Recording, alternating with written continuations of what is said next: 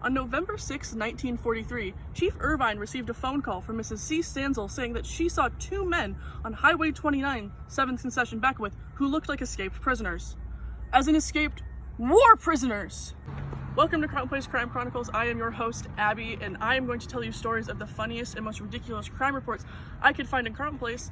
This story comes from the journal of One Cop Wonder, Chief C.K. Irvine, and it is of him catching a couple POWs on a Saturday morning. First, I would like to address that Highway 29 and the 7th line don't connect. I wanted to film there, but it does not exist. So either he meant Highway 15, which does cross the 7th line, or Highway 29, which turns off onto Ramsey Concession 8. Either way, I am outside. So, Mrs. Stanzel tells Chief Irvine she sees two randoms on this fictional highway who look like escaped prisoners. I wonder what gave them away. What about them gave off escaped prisoner vibes? Was it the black and white striped jumpsuits? That could have been a fashion statement.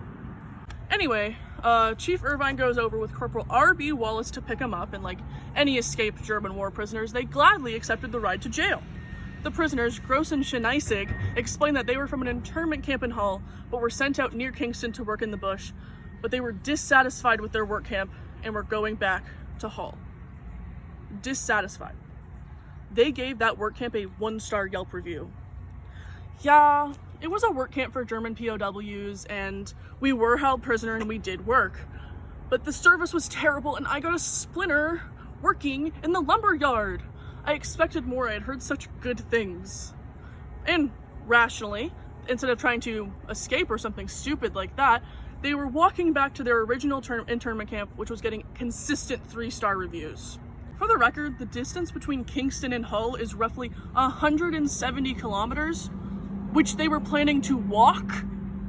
How these guys escaped boggles my mind. The guards probably saw them leave and thought, those two won't get far, and they were right.